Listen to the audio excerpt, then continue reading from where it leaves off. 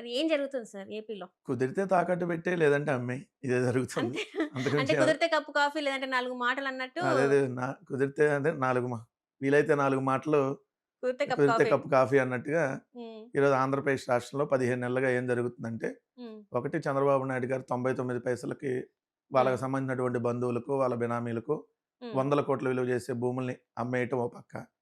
లేదు అంటే పూర్తిగా ప్రైవేటీకరణ చేసేయటం. మెడికల్ కాలేజీలు గానీ, రోడ్లు గానీ, హ్మ్. అట్లానే మీకన్నట్టు టూరిజం రిసార్ట్సు, అదేవిధంగా రోడ్లు, హ్మ్. విశాఖపట్నం స్టీల్ ప్లాంటు, ఏదైతే ఫైబర్ నెట్టు ఇట్లా అన్నీ ప్రైవేటీకరణకి ఇచ్చేయటం.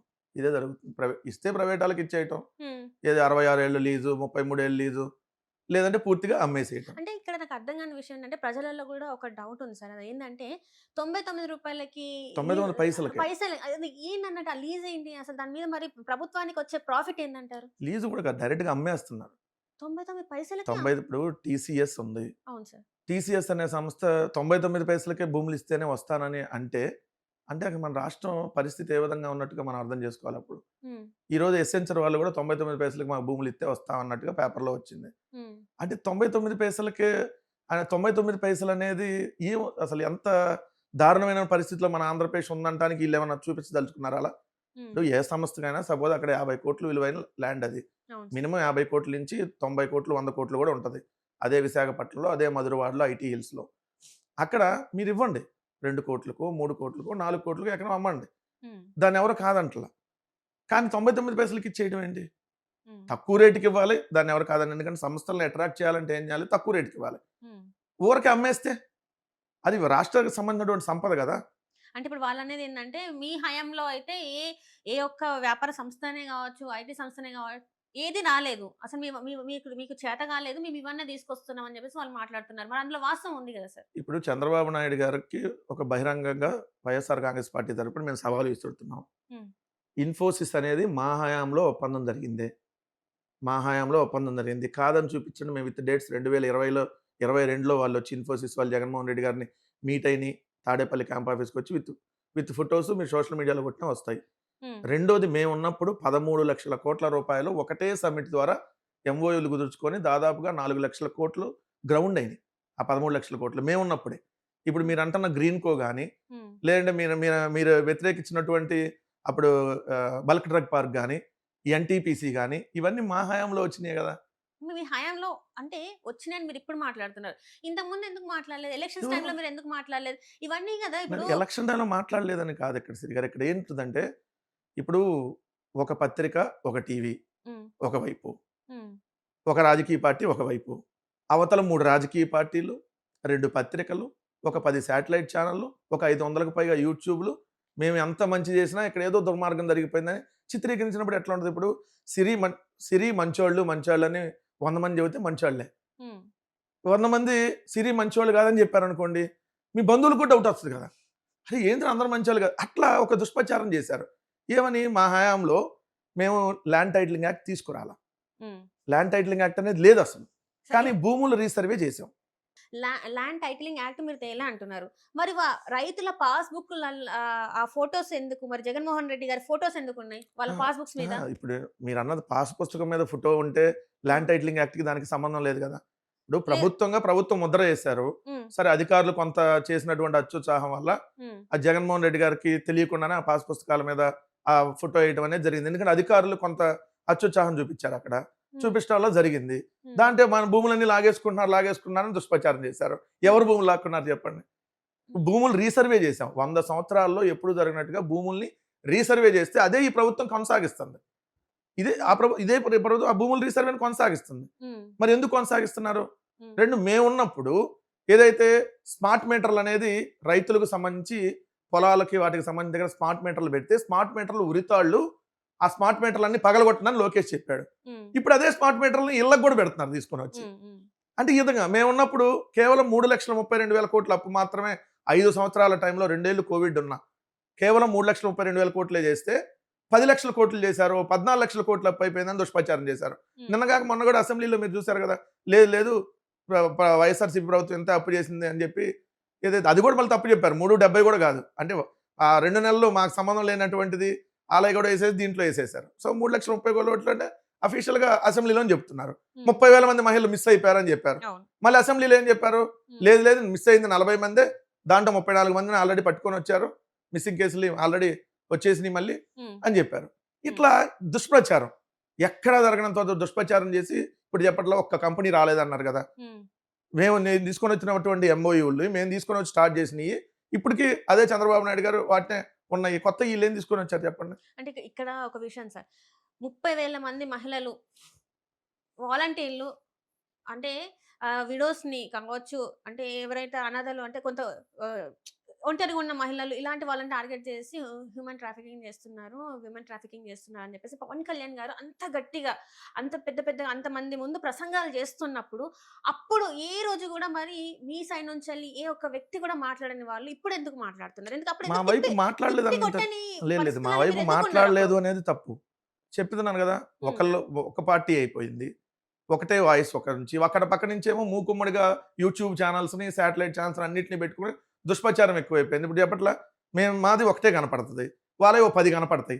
అప్పుడు మీకేంది ఇది ఇది కనపడదు కదా 10లో. ఓ 11 వస్తే 11లో 10 వాళ్ళయి కనపడతాయి. హ్మ్. మాది ఒకటే అవుతది.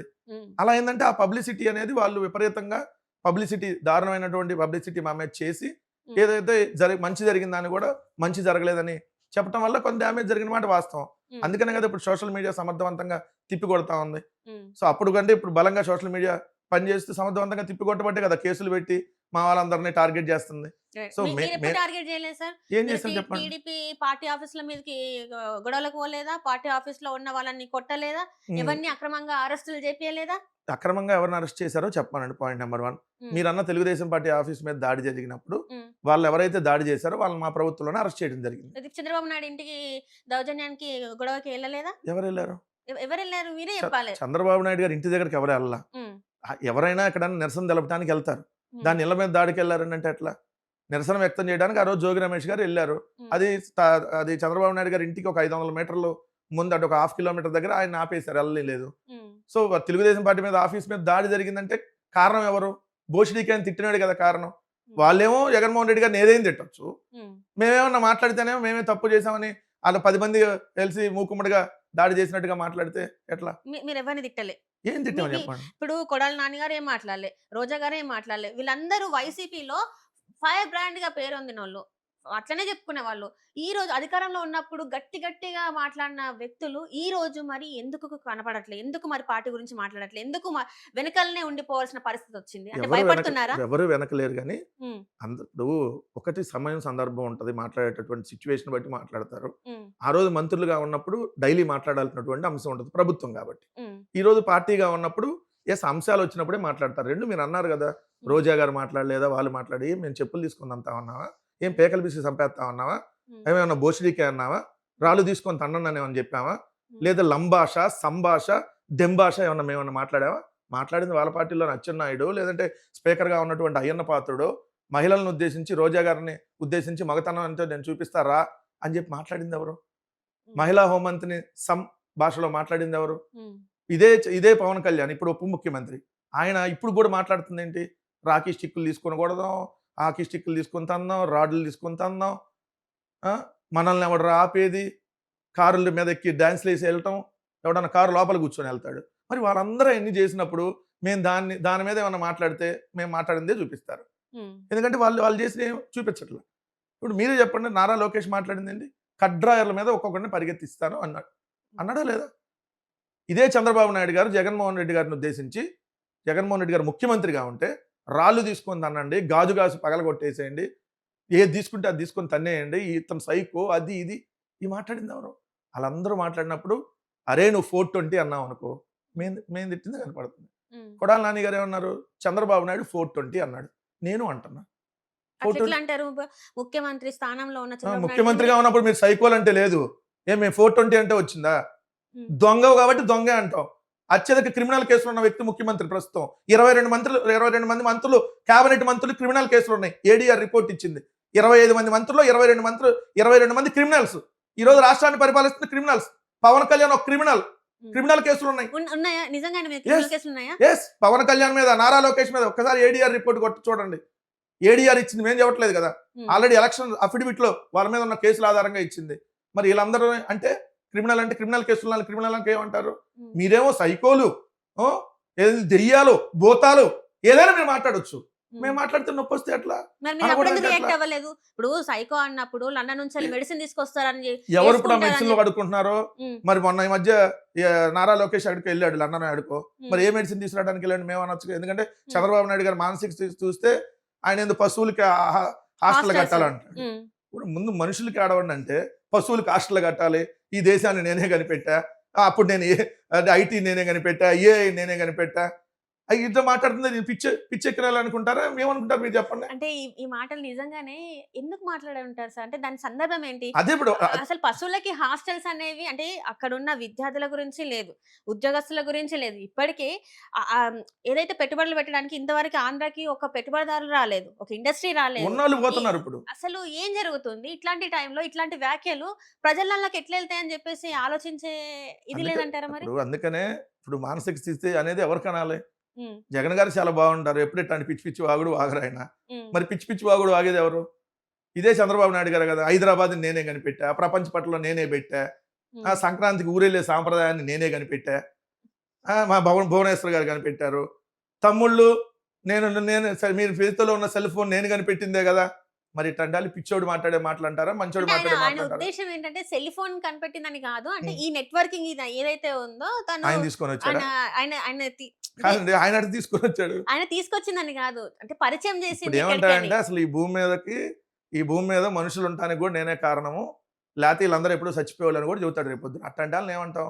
పిచ్చెక్కినోడు మాట్లాడే మాటలు అంటాం. ముఖ్యమంత్రి మాట్లాడే మాటలు కాదు. ముఖ్యమంత్రి ఆ వయసులో ఉన్నవాడిని నిజంగా గౌరవించాలంటే అతను హుందాతనంగా ఉండాలి. హుందాతనంగా ఉండకుండా ఇష్టం వచ్చినట్టుగా పిచ్చి పిచ్చి వాగుడు వాగుతా, లేదా భూతం ఉంది, జగన్మోహన్ రెడ్డి గారు భూతం తరిమేయాలి, ఇట్లాంటివన్నీ మాట్లాడితే ఏమంటాం?